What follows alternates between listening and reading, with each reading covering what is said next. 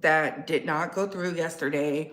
I want to say I have worked really hard to bring y'all the realest content, the rawest content with my most authentic voice. And since I've been in Asia, some things are just not foolproof. Y'all know we've moved. Since moving, I acquired a quality i.e. the lives and the uploads and the shorts. But things happen. I'm just saying from the bottom of my heart, I do apologize to those who they feel like sometimes they're not getting the best out of me. I promise y'all it has nothing to do with something I can control. I can't control the internet. The internet is controlled by the powers that be. You know, I simply can only do what I can in my range and in my limits. I have gotten with my building manager so that way I'm like, listen, if I have to spend this money for me to have this type of service, I need y'all to work with me. Like, this is what I need.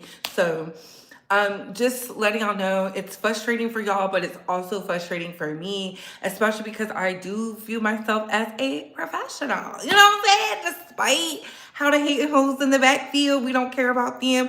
But hey, Couture Bays, it's your girl Britt Brock going live with the Retalk and Bass Squad. Fingers crossed, prayers accepted.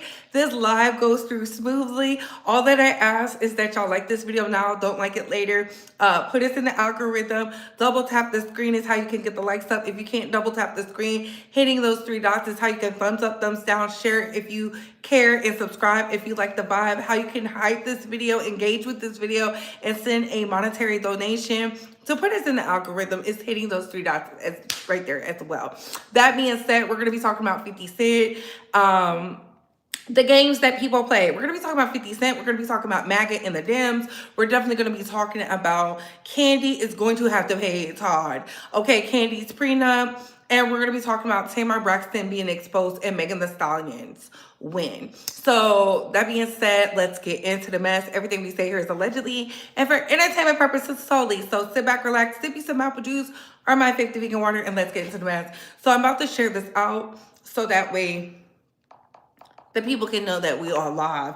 I'm going live just a tad bit earlier, a few hours earlier. So I flipped it. I'm going to go live and then we headed to the gym. Hence why, excuse me, I'm looking a little basic. I'm looking a little basic. But that being said, like, thumbs up, thumbs up, thumbs up. Shout out to all the international and domestic bays.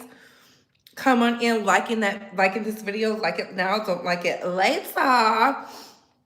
And let's get into the mess. Because, baby, there's a lot going on. I don't know if y'all see it. There's so much happening in the streets. Like, it's a lot. Let me share this in the Bass Squad chat. And if you're not in the Bass Squad chat, then where are you at? I'll be putting all this in here at once. All right, so we are back. All right. Hey, Erica, what's going on? Hello, hello, hello, hello, hello.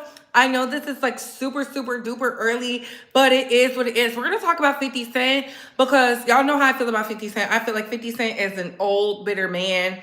He is out here wanting to expose or do an expose on Diddy, and a lot of people feel like they're loving it, right? But Diddy's people are fighting back. They're clapping back at Netflix because they, like I said before, they feel like 50 Cent stole this intellectual information. I don't know if they're saying he stole it or somebody stole it. How did they obtain this information? So I'm going to pull up this article.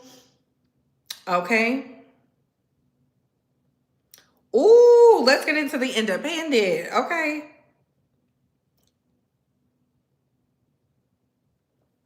So y'all know 50 Cent did a Netflix docu-series on Diddy, who is his arch nemesis. For those that do not know, they have been beefing for a long time. It stems from Diddy sleeping with Daphne and Joy, because Daphne and Joy was in 50 Cent's mind the best woman he could get with. Y'all know he's a single man. He has 2 baby mamas. He has bad blood with both baby mamas. We've seen it with the first son, so I don't know why she would bear this man's son.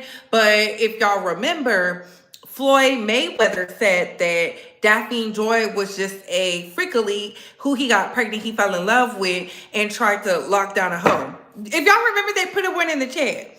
Put a one in the chat. Because that was around the time that Ray J had took Princess Love from Floyd. Look at me waking up old T. Waking up old T. See, if y'all understand the players, then y'all understand the game. 50 Cent is what they call a quintessential simp in the hip hop space, because he wiped up somebody that was for everybody. That was the word of the curb. I didn't say that. This is before the Diddy trial, the freak offs, all that. That was what she was known for. If you remember, and all you have to do is look it up, when Floyd Mayweather and 50 Cent fell out, when they first initially fell out, and I think the child, I don't know what his youngest son's name is. That tells you I don't be keeping up with the celebs. I just keep up with the team when I need to. At that time, their son, he had with Daphne and Joy, had to be like 3. And him and 50 Cent were going back and forth. And Floyd was like, you out here wipe the hoe. She gave you the herpaderp. Floyd Mayweather also alluded that he was tender. And he's only mad because he can't wife somebody of substance. Hence why when he got with Cuban Link, everybody was like, oh, wow. And he was perceived a different way. And then all of a sudden, she went MIA, but the word on the curb was he was knocking her between the washer and dryer. So seeing that 50 Cent is doing a docu-series on Diddy, talking about he wants to magnify the victims, Curtis don't care nothing about them victims. So let's get into it. Netflix defends Diddy documentary against hit piece claims, right? Netflix is standing by its documentary series about disgraced music mogul Sean Diddy Combs after his lawyers accused the streaming giant of corporate retaliation. The Alexandria Stepelin directed show Sean Combs: The Reckoning, which was executive produced by Combs' rival 50 Cent, debut on Netflix on Tuesday, which was yesterday. I did not watch it because I did not care. I'm not watching nothing of 50 Cent. I'm sorry. I'm not interested. I'm not buying. I'm not subscribing. Now, if the alleged victims want to do their own thing, I'll watch it, but I'm not watching that. Combs, who is months into his 4-year sentence after being found guilty of prostitution-related charges, has branded it as a shameful hit piece and claimed that the footage of him used in the docuseries was obtained through all lawful means, which means they got it from the feds. Hello. I told y'all they be out here playing dirty games. Never trust the alphabet boys, okay? Never. Trust what you can see with your own 2 eyes and not with your ears, right? So his lawyers also alleged that 50 Cent, real name Curtis Jackson, paid people to be critical of him, and that the In Da Club rapper was enlisted after Netflix failed to secure Combs' involvement. The claims being made about Sean Combs: The Reckoning are false, a Netflix spokesperson told Deadline on Tuesday evening. The project has no ties to any past conversations between Sean Combs and Netflix. The footage of Combs leading up to his indictment and arrest was legally obtained. Through who? Through who? Through who? Because they put out the statement. Who did they legally get this from? I would love to know. The statement added that this is not a hit piece or an act of retribution. Curtis Jackson is an executive producer, but does not have creative control. No one was paid to participate. Combs representatives told Deadline that after watching the series and now knowing what is in it, Sean's team is reviewing its legal options and will decide shortly how to best respond. A teaser clip of the documentary released on Monday shows Combs in September 2024 filmed as pressure mounted in the federal sex crime investigation against him, which he beat. We're losing, he says in a hotel room, phone in hand, before calling for somebody that will work with us that has dealt with the dirty business. Because y'all know his attorney worked with Donald Trump. In a statement posted on Netflix Tudum website, Stapleton asserted that the footage used in the docuseries was obtained completely legally. How did you get the footage, Miss Mamas? That's all we want to know. We the people. Y'all see the games they playing? It was obtained legally. Through who? Who did you get this information from? We moved heaven and earth to keep the filmmaker's identity confidential, she said. Child, who'd y'all get this information from? One thing about Sean Combs is that he's always filming himself and has been an obsession throughout the decades. We also reached out to Sean Combs' legal team for an interview and comment multiple times, but did not hear back. That's their word for, listen, we covered our, you know what. Jackson also dismissed the notions that the series was a result of his disdain for Combs, who was the subject of a diss track he released in 2006. 50 Cent is lying. And if y'all believe 50 Cent did not do this because he has a sincere disdain for Sean Combs, I have a desert to sell y'all out in Las Vegas. Because what? It's not personal, he said, suggesting that he has not spoken out. The world might have thought hip-hop is fine with his behaviors. There's no one else being vocal. 50 Cent don't give a damn about victims. He literally bashed his baby mother, who is also an alleged victim, and called her whores and bitches. Like, I'm not about to let y'all play in my face. Y'all be getting fooled by 50 Cent because y'all think his old ass is funny and cute. I do not. I think 50 Cent is a bitter old man who turned himself into a content creator and used blogger tactics. That's how I feel about it. Somebody who does not have the same success, even though he can be in these rooms, they don't respect him. They still respect Diddy over him. Hence why he's always going after the Diddy's, the Jay-Z's. He really doesn't say too much about Kanye West, and he's actively always targeting them. He never goes after the Jimmy Iovine's. Have y'all noticed that? He never goes after the Dr. Dre's because he knows his place with them. Hell, he don't even go after Eminem. But let me continue. It's not personal. He was suggesting that he has not spoke out. I saw that. In a review for The Independent, Hannah Ewens said the docuseries paints a portrait of a terrifying individual with far too much power. People fall under Diddy's spell that then get unnerved, then dismiss the worst of him as he dangles carrots to seduce them further into they can't see a way out from under his boot, she said. Baby, if Diddy was able to do all that, he would have got hit with the RICO. I'm not buying it. I'm not subscribing. Listen, I think Diddy is a bad man, but he's no worse than a 50 Cent. He did everything these people allowed him to do.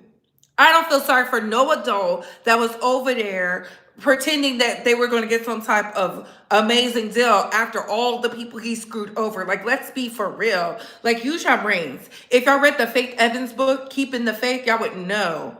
If you could read and write, you were safe. It was the girls who couldn't read and could not write. And I'm not taking that back. The girls was over there. They knew what it was. From Making of the Band, from the Total, from the 112, from the Biggie, from the Little Kims, the Junior Mafias. Like, I'm not buying. I'm not buying and I'm not subscribing. It's surprising just how many interviews the Reckoning production team managed to secure as we hear again and again how scary it is to speak out against someone this dangerous and this powerful. He's in prison right now, which may be why people feel safe to open up. But the series alleges that the music industry gatekeeper is someone who can take revenge if you cross them. So he can take revenge if you cross them, but they acting like he's not about to get in for time served and being good. Child, please. See, this is why people are Team Diddy. Now I'm seeing why people are Team Diddy, because y'all be doing too much. Y'all be putting 20 on 10. So y'all saying Diddy is worse than Jeffrey Epstein? Diddy is worse than Prince Andrew? They're on the same level, because last time I checked, they was over there doing things with the children, and y'all still don't have them files. Like, oh, I'm not buying, and I'm not subscribing. It's a dub for me. I'm sorry. No. Hello. 50 Cent here. Floyd Mayweather cannot read or write. Okay. Hey, Dream, what's going on? You couldn't pay me to believe Kalina wasn't paid to do it. She literally need money ever since I was introduced to her. Ooh. Ooh. Ooh. Ooh. Ooh, can we get these lights up? Is that is that an exclusive? Not Kalina always need money. 50 Cent next. I don't know why he kikiing. He must think the people he got protecting him gonna protect him forever. And I ain't never liked 50. Ooh. Hey, Sunset, you called him outright. Mm. I got the same amount of baby daddies that you have, King. Zero, you tried it. Curtis ripped off his G Unit artist. Ooh, and let's not forget how he did Young Buck. I mean, child. Didn't 50 buy Buck's Publishings? Yes, he did, Chris. Prince Andrews isn't getting locked up. Okay? I love your skin tone. Thank you so much.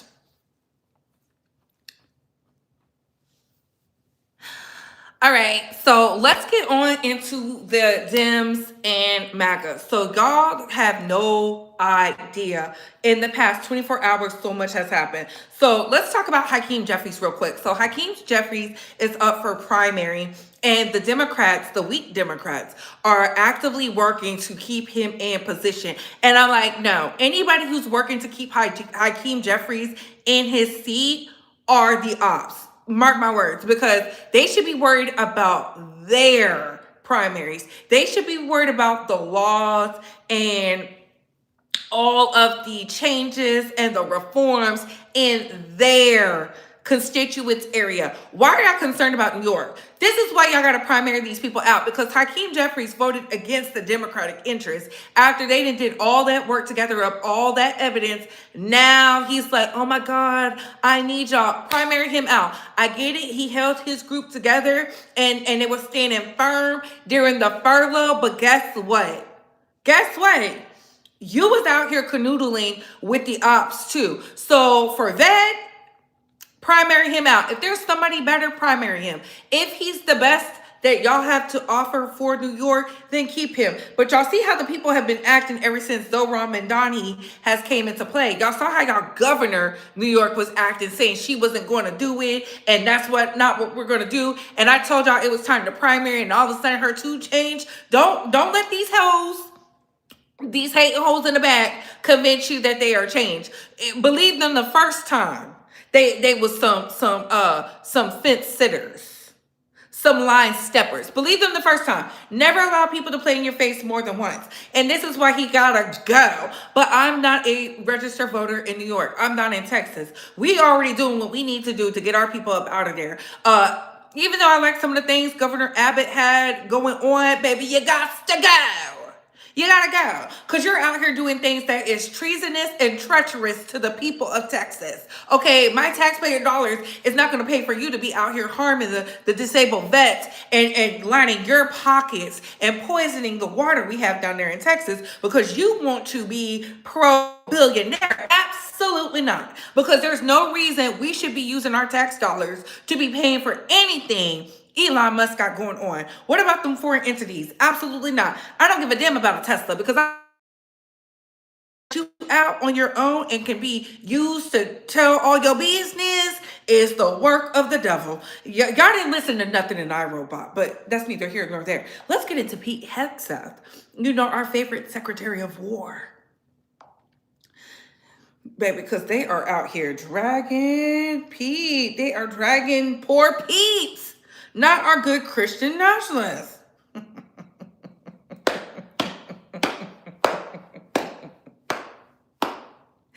Ooh. Baby, they are dragging Pete because he failed again. I mean, I told y'all, anybody who is in this administration should be looked at with the side eye, because baby, ever since Pete got up in there, our intelligence has been leaked. His wife has been allowed to be to get access to some of the securest confidential things. He's out here talking with journalists. This is what happens when you put in the words of the people, his mama, a drunk in office. So let's get into this clip, honey. Is this the one?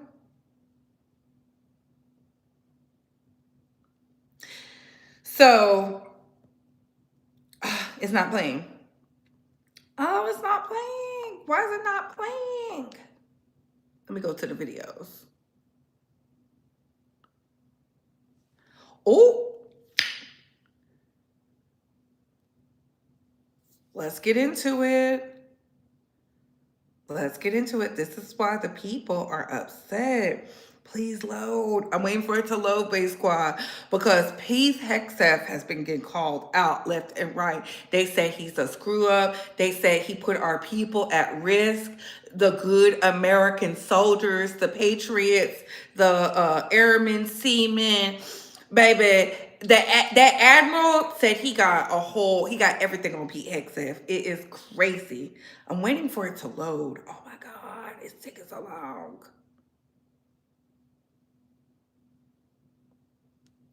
Secretary Pete Hegseth are defending that second strike on an alleged drug boat back in September.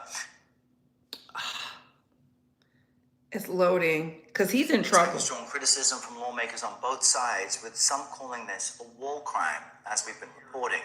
In a 2-hour cabinet meeting, Mr. Trump and Hegseth faced questions about that strike and whether they knew about the follow-up attack. Listen. As far as the attack is concerned, I still haven't gotten a lot of information because I rely on Pete. But to me, it was an attack. It wasn't 1 strike, 2 strikes, 3 strikes. I watched that first strike live. As you can imagine, at the Department of War, we got a lot of things to do. So I didn't stick around. A couple of hours later, I learned that commander had made which he had the complete authority to do. And by the way, Admiral Bradley made the correct decision to ultimately sink the boat and eliminate the threat. All right, CBS News White House reporter Olivia Rinaldi was watching that closely. Now he blamed the...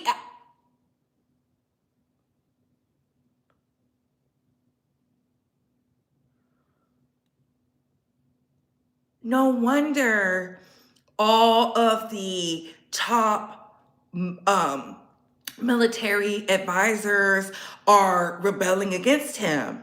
Now it's making sense. MAGA, y'all are in trouble. So you didn't tell them to do this? What admiral would work on his own fruition? I don't know any. See? Oh, Base Squad, get the lights up. Oh, they are in trouble. Y'all see what our beloved president said? He said that's Pete Hegseth's lane. Shifted the blame. Y'all been saying Donald Trump has dementia. He ain't got that much dementia. He said that's Pete's lane. White House reporter Olivia Rinaldi was watching that closely and has more on this now for us this morning. Good morning, Olivia.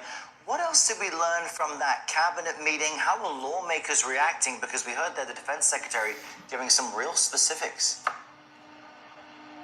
Well, good morning to you, Errol. Yes, this is the first time President Trump and Secretary Hegseth, seated together, are really trying to distance themselves from this second strike on an alleged Venezuelan drug boat. President Trump yesterday said he didn't know about the second strike, and defending Secretary Hegseth next to him, he said he didn't know the second strike had to do with 2 people. Secretary Hegseth also said that he was not present for that second strike, saying or alluding to the fact that it happened several hours after the first.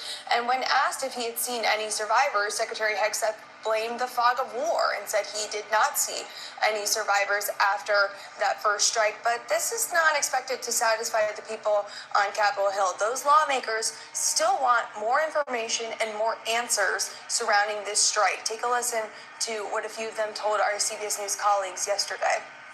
I think there's a broad consensus that it's illegal to kill people who are clinging to wreckage.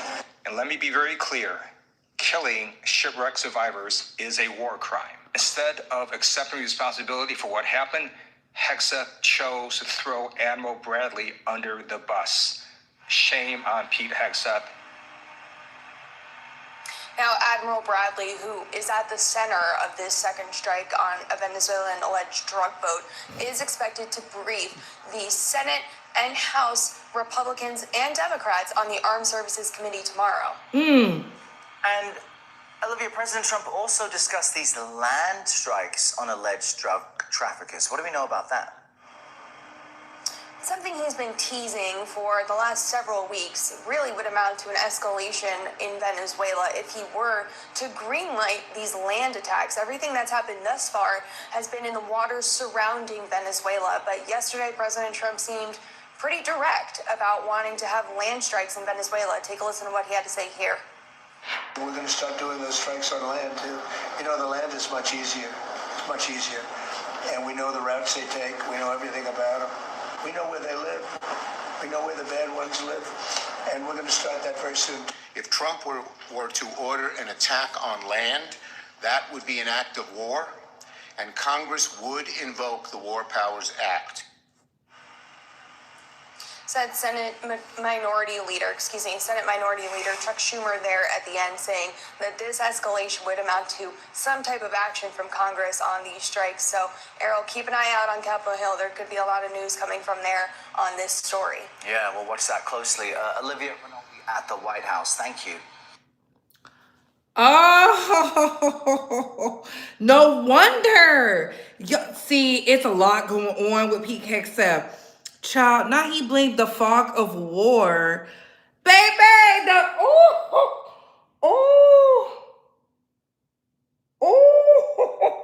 baby, they are dragging him. Rand Paul said he's either incompetent or lying to us, and both are a disgrace. You have, what's her name? Gomez? Was that her name? Oh, did it come down? Dick Cheney would never. This is what I'm talking about when I say, when something of this magnitude is going on, you need competent, strong people around you. Do you think this would have happened around a Condoleezza Rice? Around a Dick Cheney? A Hillary Clinton? A Winston Churchill? Do ya? A Colin Powell?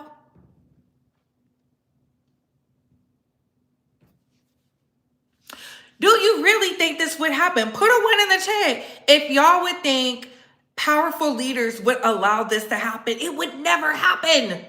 It would never happen. Let's look at some former secretaries of defenses. Formerly, no, that's what it was. Secretary of Defenses. Let's look at them, shall we? Because for the life of me, I'm not understanding how we got here. Let's see. Secretary of Defenses. Let's see.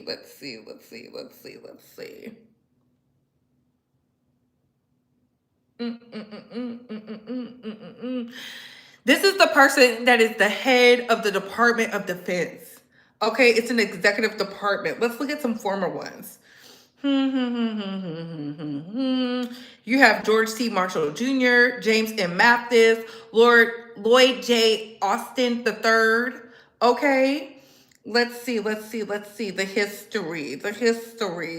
Let's go down in history. Hold on, because Pete Hegseth is the most incompetent one of the past.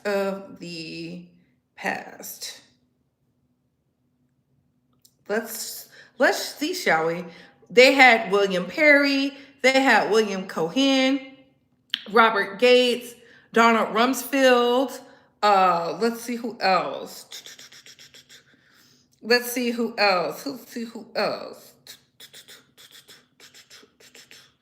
Just a group. These are powerful leaders. These are generals. These are people who understood war, right?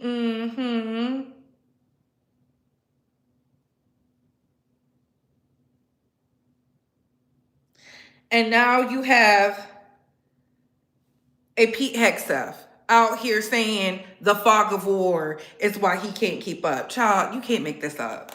MAGA, what are y'all doing? And blaming that admiral. Blaming the admiral. What admiral is doing things at the behest of themselves? They're not. They take all commands from the top. Oh, but anyways, yes, smash that like button. It's a no-no, baby. But we gotta move on. Let's move on to Megan Thee Stallion and Milagro Grams, because the girls be so upset. They be so pissed. Ooh, thank you, Darius. Thank you, baby. Right? So, as y'all know, a lot has happened. So people have been going back and forth. They're like, oh, Milagro has won. Milagro has not won. Everything has not come down. The full total of what she has to pay has not been complete. That is not complete. Right? So someone they were lying. Milagro's lawyers put out that press release before the judge issued the real judgment and claimed she wasn't liable for defamation, even though the jury had already found her liable and no judgment had been filed yet. They acted like she won something that the court hadn't even ruled on. When the actual judgment came out, it dismissed defamation only because of the technical pre-suit notice requirement for media defendants, because they classified Milagro Grams as media, and people view that as a huge win. I'm telling y'all right now, if y'all don't have y'all ducks in order, a lot of y'all are about to be sued, because a lot of y'all be doing a lot. Y'all be doing more than just reporting. Y'all be making it personal. Y'all be acting as if whoop-de-whoop. Armand, baby, you definitely need to be careful, especially the things you've said about Cardi B and Jason Lee. That's what I'm gonna say. He has his own things going on, but I'm just telling you, be careful, right? The pre-suit notice, which is sending a cease and desist because she's now recognized as media, right? Not because she was innocent, and everything else in their statement was misleading too. They called $59,000 nominal, acted like Megan asked for millions. She did not. Pretended Milagro prevailed and left out she is still liable for emotional distress, still liable for promoting the deepfake, still owes $59K, still has attorney fees coming, and the judge kept jurisdiction to issue more orders. So yes, Megan said they were lying, because they were lying. Nothing in their press release matched what actually happened in court. And this is why I tell y'all, I do not take the word of people who have some type of personal gain. I have no personal gain with this. I don't know Milagro. I don't know Megan Thee Stallion. I could care less what was happening, but I knew Milagro was going to have to pay. Why? Because Milagro did what she said she did. She colluded with Tory Lanez. She acted as a mouthpiece. They've already said it. That is in the documents. I don't get no pleasure saying that about Milagro, because that is the truth. I have no personal ties to nobody. I am not team this one and that one. I'm not a stan. I'm a grown-ass woman who can read and write in a time where intellectualism is under attack. Some of y'all don't understand that. Intellectualism is under attack. Academia is being attacked. They want y'all to be stupid. They want y'all to be dumb. They want y'all to be relying on people. And this is why I always show y'all where I get the things from. Because I know if you don't know how to find it, you're not going to do the work. Hence why I always tell y'all, you don't even have to believe me. Go look for yourselves. If you won't look for it, then you're a sheep. It's not my fault that Milagro decided to do this. She wanted to do this. Hence why she was galloping down to go do an interview with Gayle King, because she's looking at this as, oh, I can ride Megan Thee Stallion's wave. Y'all are looking at it as Megan Thee Stallion is obsessed, but it's not giving that. It never gave that. Milagro was obsessed. Milagro was fixated on Megan Thee Stallion. Milagro, every time Megan did something, here she came. Just like Joe Budden, just like DJ Academics, just like the hating hoes in the back. You don't have to like her. You can feel she's a liar. That's cool, but don't lie about the facts. And a lot of them have been spreading misinformation because they feel it's going to be beneficial to them. You don't have to lie to kick it, which is weird to me. People don't even take the time to research for themselves. A lot of y'all are the National Enquirers of the world. Y'all want to be this new media so bad, but y'all hate when y'all getting belt to ass. I will never understand that. I will never understand that. Y'all can't convince me y'all not obsessed, because it's always, it was like 82 hit pieces. It was like back to back. And I'm like, child, they ain't got nothing better to do. Now y'all care about Milagro, but y'all ain't putting no money on her books. And she's a pick-me for attention. Those are the worst types of women in the world, because she's raising daughters. She's a mother to young, up-and-coming women. These are young girls who are going to think this type of behavior is okay. Because look at all the antics. Look at everything that their mama did. She's proud of that.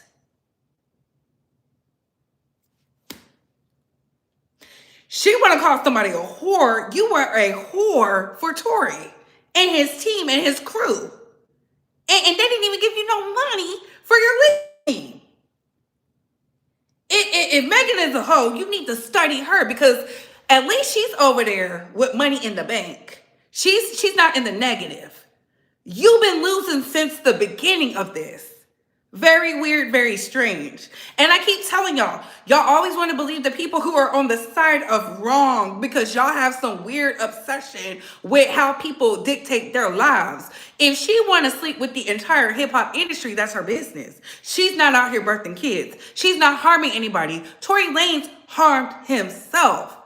The fact that so many of y'all are like, free this man, this predator, this man who was actively abusive, actively harmful to other American people. Y'all want him to be free in America to harm to more people because y'all feel like he's the voice of hip hop? He's a motherfucking singer.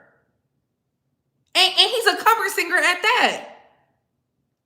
His greatest claim to fame was quarantine radio. Because nobody was checking for Tory. Nobody. His pride and his ego. He could have took a plea deal, never seen the inside of a penitentiary, but he didn't care. He didn't care about his son. He didn't care about the hoes out here that's riding for him. None of that. But y'all are so fixated because Megan Thee Stallion and Nicki Minaj got into some type of altercation that does not involve y'all. These hoes is weird. That's why they're getting the karma they're getting now. Have y'all noticed? The pick-me's is losing. The pick-me's is not getting picked. Why they worried about somebody else's puss? Maybe if you put your puss on the right person. Because when I was looking at it, I'm still confused why a married woman was out here actively asking a married man to buy her children some coats when they have a daddy. That work. And you wonder why the good people of Florida looked at you and said you was guilty?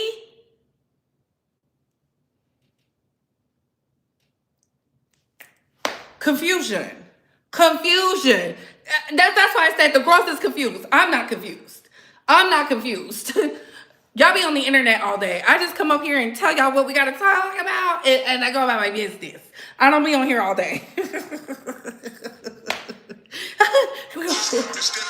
We're new media now. Now we're new media. We've been new media. Y'all wanted the courts to prove that you're new media? That's giving pick me. Not you're so desperate. You got to be called something. You got to be dragged through the mud. You got to be embarrassed. You got to be put on blast for you to believe you're new media when we've been calling ourselves new media from the start. Child.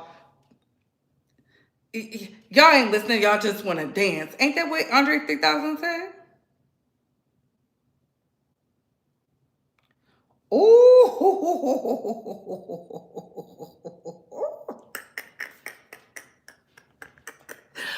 Baby! Speaking of Megan Thee Stallion, Denot, who is getting premier coverage, Denot, Docket Diva, Megan Cuniff, baby. Denot had this to say: Armand Vegas versus Denot Ricketts, case number. He put it up there. Temporary restraining order denied. Ninja put all his personal information in public records for nothing. At Armand Wiggins, I'm gonna make you go crazy trying to navigate the court system emotions. Didn't he tag Tasha K, Coffee City, The Wiley Show, Conscious TV, and Milagro? Oh my God. I didn't know Armand was 37. Good for him. And so that way y'all see it was denied. It was denied. Oh, Armand. Oh my God. Y'all said he was crazy. This is nasty work. I don't get in the beef of others. So Donat said, Donat is the king of true crime. I will be attending Ray J's December 19th court hearing. I will be attending Little Dirk's trial on January 20th. Ooh, Donat, I will definitely be here for that coverage. And we want the real raw and uncut. I will be attending the D4D court hearings, and I will show up to any and every court hearing feasible.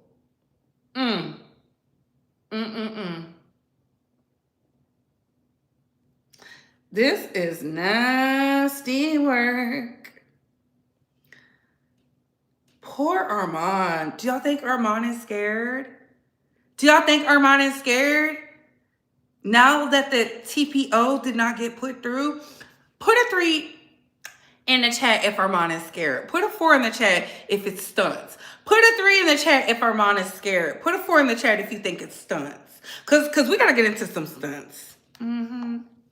We gotta get into some stunts, Bay Squad, because my God, today.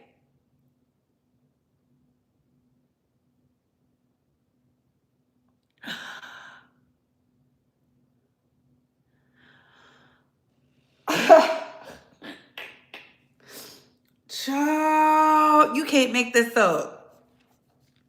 Child, the news is piping hot today. I'm right on time. I see the 4s. I see the 4s. I see y'all. It says ICE's $50,000 signing bonus amid Trump demanding 10,000 new hires has allowed confirmed drug addicts, illiterate people, racists, fresh high school graduates, and a 465-pound man to become agents. And probably some predators.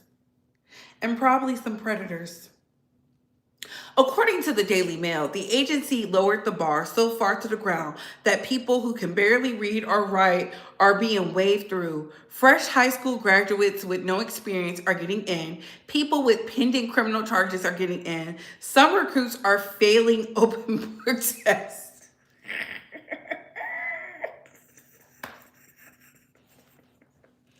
How do you fail an open book test, baby? What? That is so easy. I remember when I had to get my degree for the career field I work in, baby, closed book. Nasty work. It says failing open book tests and still being allowed to move forward. It's given we do not care what you know, just put on the uniform. The fitness situation might be the biggest joke. One man who weighs 469 pounds made it to training even though his own doctor wrote he was not fit for any physical activity. And I still said, come on in. Baby, what is that? This has to be a game. There is, at the academy in Georgia, instructors are stunned at how unprepared the new recruits are. This is not funny. As somebody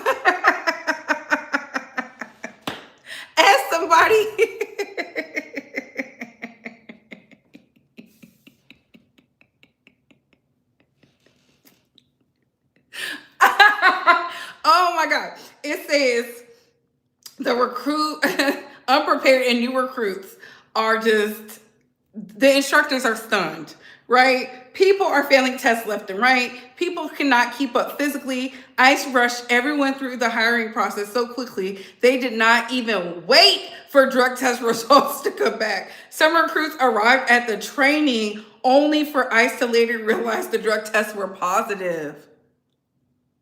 Baby, this is nasty work. Nasty work. My son can run and knows how to carry a weapon. He want to be a part of ICE? with the racists?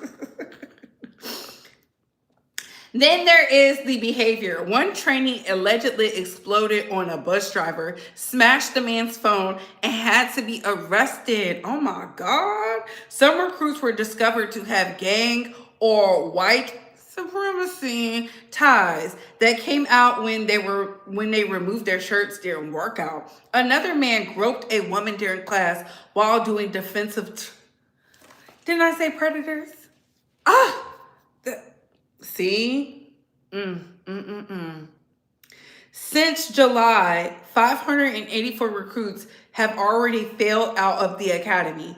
100 more are still struggling through the training. Instructors say even the ones who do pass are not ready for real immigration work. Baby, see what No Child Left Behind will get you?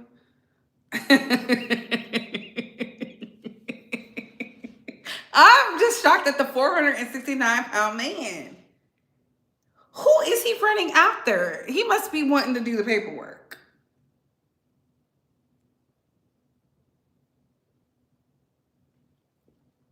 That is crazy. Baby, you can't make this up.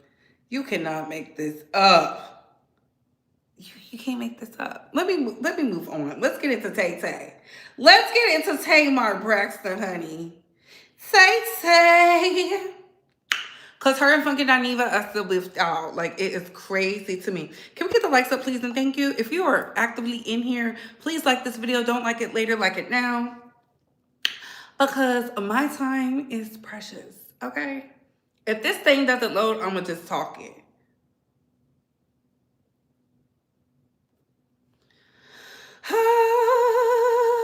See, it's not loading. See, this is the, I was about to say, this is the puck. Right now we're on the Starlink. This is the Starlink, this is the puck. Two different separate things. Okay, so let's get into it. I love your mama and daddy, but the biggest failure in life they ever had was your ass. Oh. Something about the way they raised you or didn't raise you got you fucked up. And on top of that, I'm going to take it a step further. You may not want to believe it, and your family may be in denial. There is something psychiatric with you. I tried to love you, bitch.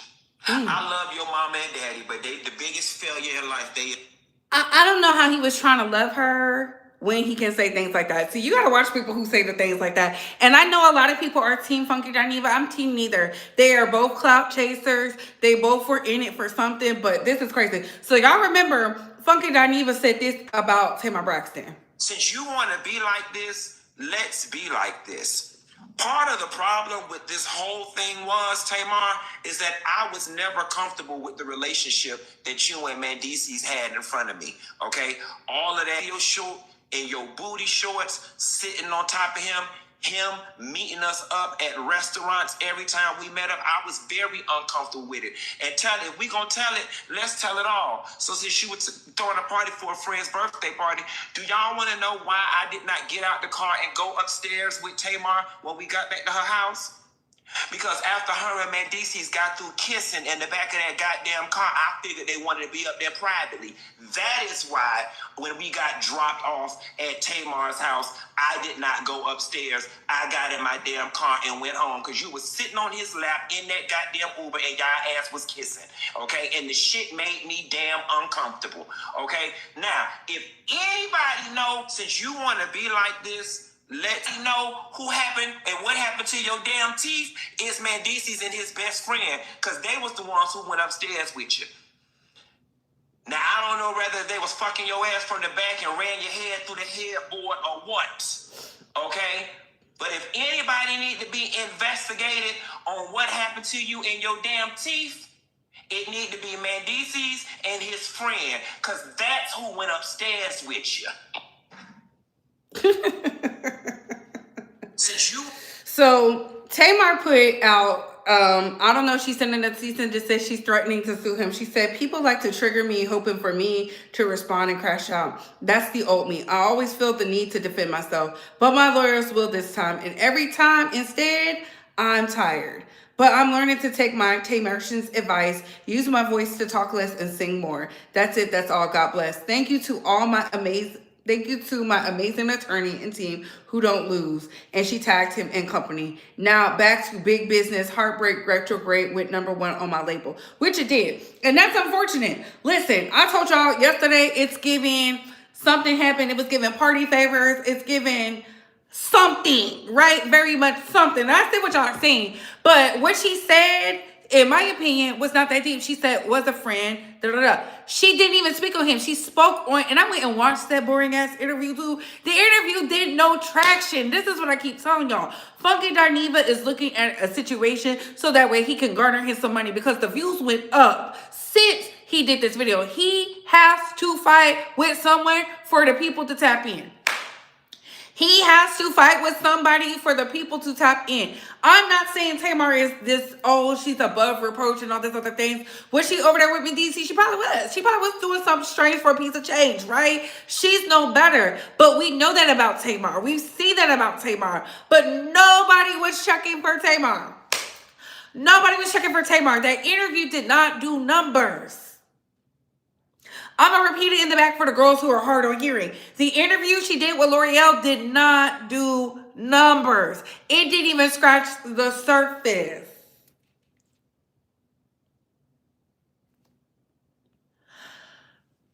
I hate to say it like this, but it seems Funky Darneva only gets traction when he is fighting with a woman. Did the clout from him being sick with the prostate cancer dry up? Hence to why he's doing this? It's not making sense. I'm happy she's doing whatever. Is she taking legal action? We shall see. We shall see. Because what he just alluded to, she was up there doing a three-way. She was up there. It's given they was all on something and she woke up.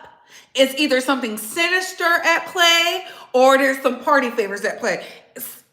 The truth is between that. The truth is between the sinister at play and the party favors at play. The truth is in between that. And I don't care because nobody was checking for Tamar. With all due respect, she sings beautifully. Love how she sings. Voice of an angel. Can sing these hoes under the church. Do you understand me? But nobody was checking for Tamar. Not that interview. Were y'all checking for Tamar? Put a yes if y'all were. Put a no if you wasn't. Put a yes if y'all were. Put a no if you wasn't. I'm trying to see something. I'm trying to see something. I wasn't checking for Tamar. The interview, I was like, what happened? What did she say? Please no cussing in the chats. Please no cussing in the chat.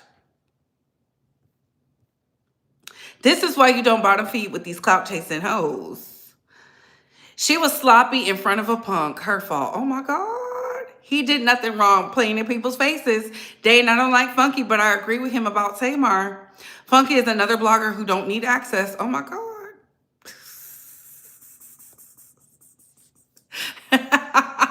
Not y'all saying no, see? That interview wasn't even like, the Oprah Winfrey interview to me was better than that. I said, baby, it's giving, you know, it's the first of the month. We gotta pay the rent due, mortgage due, insurance due, everything due. Everything is changing, everything is up. I get it. Let's get into Kandi. Oh, Kandi. Sugar Mama Kandi.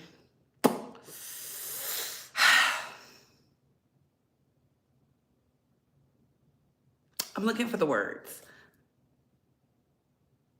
I feel like if they're not divorced by the spring of next year, she's going to call off this divorce because she is going to pay Todd. She's going to pay him. It is Kandi's fault for marrying down. She has this prenup, but this prenup was pre-children. This prenup was pre-marital issues. This prenup was pre the dungeon tour. This prenup was pre all the sexual escapades we done seen. This prenup is definitely not ironclad. That is not an ironclad prenup. They did the prenup 4 hours. He signed 4 hours before the wedding. 4. I went back and watched the show. I went back and watched the show because while my internet was acting crazy, I said, well, let me just go see, right? And in the midst of me seeing, he definitely has a case for duress. Y'all feel he doesn't. He does. He does. He does. He signed that on top of the camera crew being there, her camera people being there. Baby Kandi, what were you thinking? That would have been something we would have worked out day one. I think she had 5 weeks to plan this wedding. It was the biggest thing to date. She wanted to outdo Nene Leakes. She couldn't be stood up because let's be very clear. She was looking for a man she could control, but she went after a hustler. She didn't want to listen to, I forget that lady's name, Christopher Williams' wife. She didn't want to listen when Christopher Williams' wife was telling her, hey, you don't know Todd like I know Todd. I know what he did to my homegirl. Kandi was up here like, I can buy every motherfucker up in here. And now look at you. Now you don't have to cut the check. Can you really buy him while you're actively working to seal these divorce documents? Will Todd allow you to seal them? I want to know what's going on. You wanted to get married in front of us. You had your babies in front of us. You got into fights in front of us. I want to see the divorce in front of us. I do. Because this is why I say never make your life 100% your brand. Because now you asking for privacy and the people like myself are like, privacy for what? We done seen everything. You done showed us your husband don't respect you. You have shown us that your husband will disrespect you. You've shown us that your husband thinks the lowest of you. And you was willing to bend over backwards all behind a heartbeat and a penis because Todd has never been on Kandi's level. She made him that way. So he got accustomed to the lifestyle she presented to him. Go ahead and cut that man a check. Go ahead and cut that man a check. And if y'all don't believe me, run the clips back. What was it? Kandi, when she was sitting at the table, what was that when they were talking about Todd? Kandi defending Todd being a user.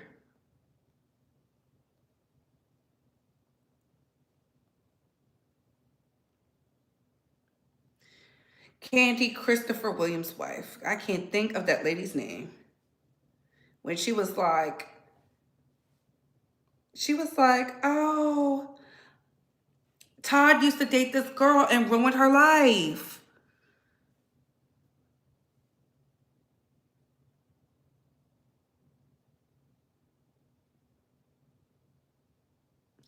It was before the fight. What was that lady's name? Y'all know that lady's name? Kandi sits down.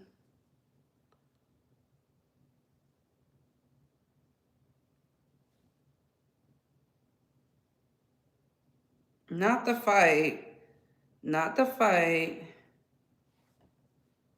Not when he was fighting in the hotel room, because that was an epic season. When she was out here talking about Portia's karma, she should have been worried about her own. It wasn't Pillow Talk Natalie. That was her name, Natalie. sits down with Natalie Williams.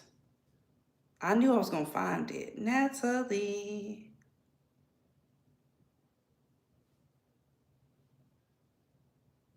Here we go. I knew I was going to find it. I just needed some time. Listen, I bring the receipts. Cause this is the start of it all. She didn't want to listen. Todd is opportunistic. That's what she said. It was season 6. I'm not trying to get involved with this. All right, let me just say this, y'all. Don't put me in it now. We did have a conversation about it. She knows Todd, and she did say that, he was a hustler. A hustler, which is the same thing as an opportunist in some way. I mean, it could be. If you're saying a hustler is, I told you Todd has his way of swerving. Todd knows how to find him. Todd knows how, no one's backpedaling. Todd knows how to swerve. He knows how to find himself in better situations. Those are my exact words. You want anybody that... And listen, Natalie was... Kandi didn't want to hear that. Kandi did not want to hear that. Everybody was trying to, granted the sisterhood, but Nene was over there looking. Nene was looking. Look at Nene. You're with, you don't want them to, have a hustle. Todd did have his way of swerving. Okay, help me understand. What do you mean? Why did you say that he had his way of swerving? He had his, Todd was always on the come up, and I'm not mad at that. But you already know that when people say on the come up, you know that means you're getting with someone who has more money. But all I'm saying is he always found himself in a better situation. Natalie, don't water it down. Honestly, you seem sweet, but you're doing the same thing to Kandi that she just did to you. That's her fiance. And listen, the women didn't help Kandi give her money to Todd. They already knew Kandi was fixated on Todd. Nobody could say anything about Todd. When Phaedra and Kandi fell out and Nene took Phaedra's side before the whole dungeon thing, Nene told Kandi to her face what it was. She didn't want to listen, but that's okay. And you're calling out her fiance in a way about cheating on her. No. Regardless of whatever you said or how you meant it, that's how everybody took it. To me, that's just like with Peter. I mean, I know plenty of from Peter's past, but I don't think he carried that into his relationship with you. I never said Peter didn't have a past. He's been called a lot of things. Listen, if I'm too loud, turn your sound down. We talking up. You can always turn it down. But one thing he has not been called is an opportunist. The way you said it was kind of like a little dig. I know a lot of stuff about Peter. I felt like it was a little bit of a dig. It wasn't a dig, and that's my point. I was like, I don't bring up the past because it doesn't matter. And that wasn't what was said, Kandi. That wasn't what was said at all. That was just the past. You trying me right now. You trying me. I don't know you, lady. Whatever you talking about is from over a decade ago. Thank goodness she's on the other side of the table. No offense to you. Nobody really cares about your friend. And you can stop bringing her up. Because we really don't give a about her. And bottom line for you to say that he want to date up, you just let me know you think I'm a hot bitch. And I am. And it's all good. And the buck stops here. Because it don't get no hotter. You're right. You're right. I'm successful. I can't help it. And I look good. So that means he has no reason to cheat. He got the hottest bitch you can find in Atlanta. He came up. Give it up for Todd. He came up and he came up. He said nothing but nice things about you. We'll be done. And I'm gonna leave it at that. Thank you for coming.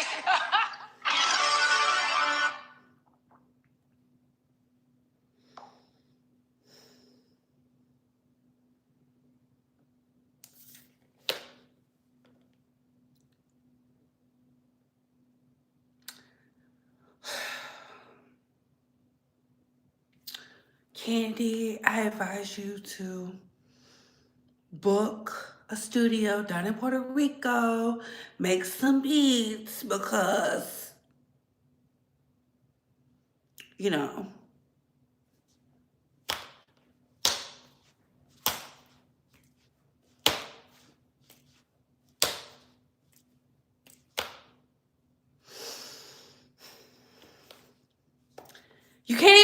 mag.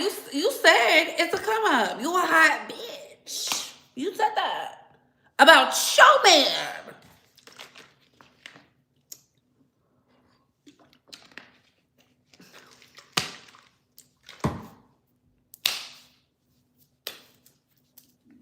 Cut the check, Kandi.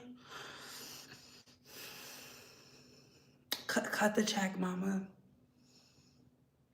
Cut the check. Yeah, just cut the check. Cause he has a shark. You need a shark. I can't believe Kandi got this cheap attorney. No offense to this beautiful black woman who is Phaedra's colleague and homegirl. You need a shark. I don't think you're ready. It's given spring. I don't know. You try me yet Todd about to slide with her money. Embarrassing.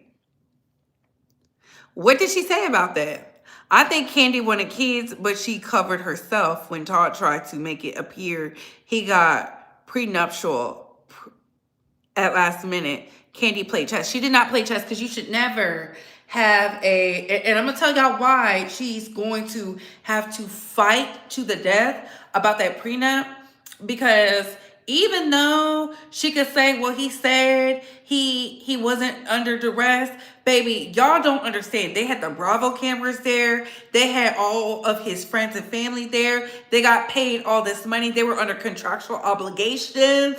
They were there for a wedding. She got a spinoff off of this. They were there for a wedding. Baby, that is stress. He signed hours before they said I do.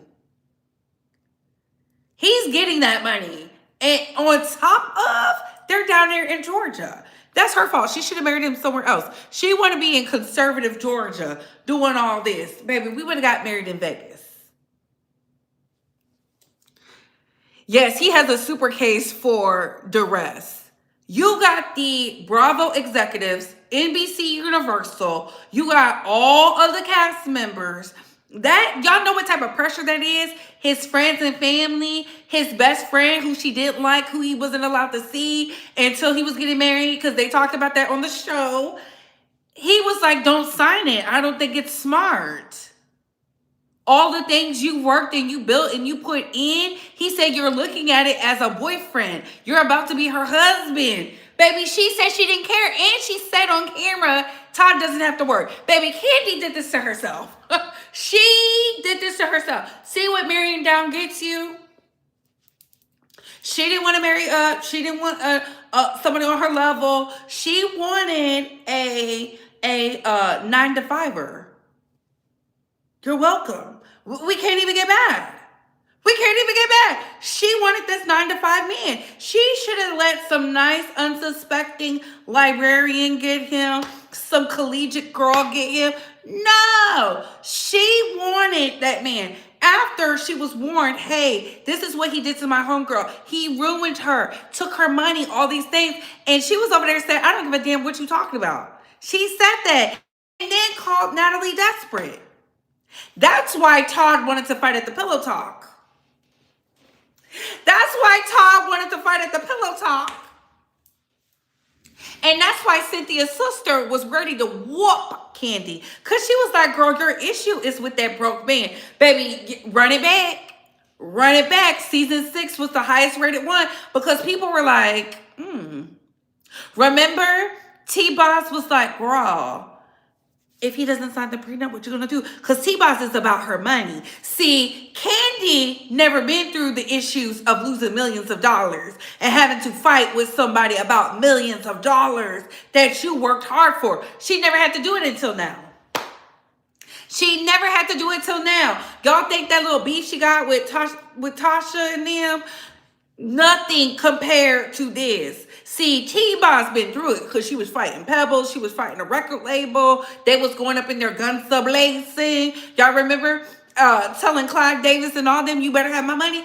See, they understood it. That's why T-Boss used to look at Kandi and be like, girl, no. You can't.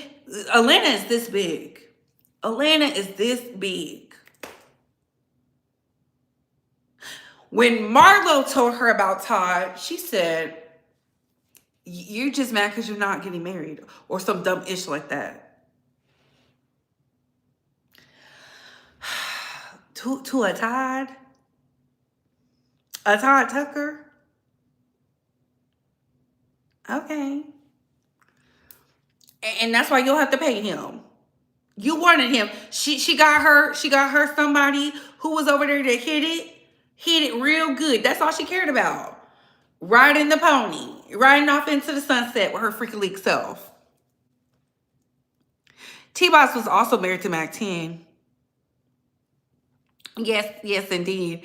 The Jagged Edge dude said Kandi makes her money feel like it's yours. I knew she messed up, Marion. Ooh, it's documented that she says she don't want him to work and she been the breadwinner. Then he falls under the housewife protection. And they've been married for over 10 years. It's over, yup. He really didn't support Kandi in the moment at that pillow fight either. Todd backed out. Yes, he did. Yes, he did. Todd only had to have the prenup ahead of time to have time to negotiate, and he did. He did negotiate it. Her attorney sat on it and didn't listen to anything his attorney was asking for. She said, well, I don't think it's a big deal, and we're not going to get into it. And Kandi was ignoring him. Baby, they got that on camera. Kandi is crazy. She wanted a feminine man. She got one. She got to pay for him. She said on camera, he don't have to work. Oh, yeah, she does. She said it. She said it. I didn't make that up. That's what she said. She said that, and she said that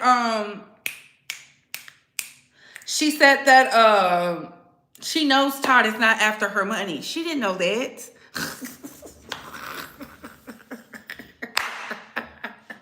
Baby, Todd hit a lick. I hate to tell y'all. Kandi did not come out asking for primary custody like she was trying to have all that control. She let Todd look like the controlling one related to the kids. Todd has been documenting since Ace has been born. He is the better parent.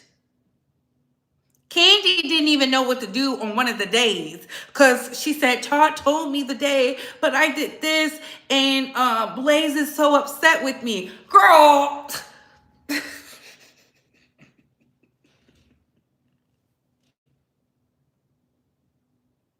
This man is going to say he's accustomed to a certain lifestyle. He's going to get full custody. She couldn't ask for full custody because she's a part-time parent. She's a drive-by parent. I hate to say it. She's a one. Mama Joyce raised Riley. That's why Riley could spot Todd a mile away. Riley said it out her own mouth. She was like, you just met him. He's already living here. Y'all better go back and watch it. I'm just telling y'all what I know. Riley told them not to have kids. She said you're not even present for the kids you have. She was out here taking care of AJ's kids. She wasn't married to that man. She got Block's daughter with his wife working at the OLG gang. Please, Kandi is a bird. Business acumen, immaculate. Very driven, very ambitious. But when it comes to these men, she is a bird. She is a pigeon.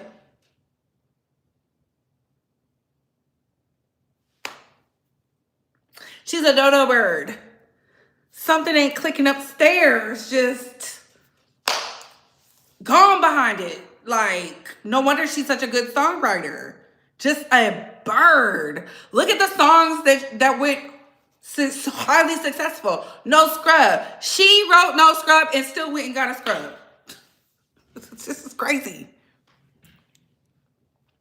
Season 6 was the truth. Shared custody is the goal. Conveying cooperation, not one person having all the authority. No, he said he wants primary custody because she is not an active and an attentive parent. He has been saying that for a long time. And she allowed him to. See, that's the problem. Women get with these men who are not on their level and they want to act like these men are on their level. Just insane. Insane. She acted like she married T.I.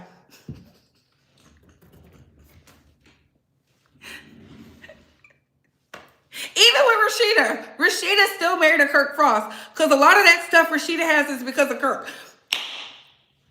Kandi was Kandi before Todd, and she's now going to have to share that with Todd because he's grown accustomed to the lifestyle. He is documented that he just wants it to be them. She didn't want it to just be them. She's a freak elite. She said threesome safe marriages, but she filing for divorce. So the jokes write themselves. Anyways, y'all, we've been up here a really long time. We've been up here a really long time.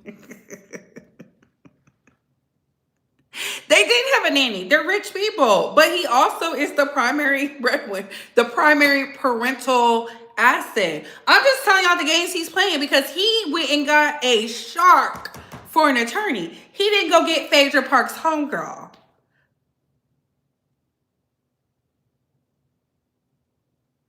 But what do I know? Comment down below. I gotta go. Bye, hoes.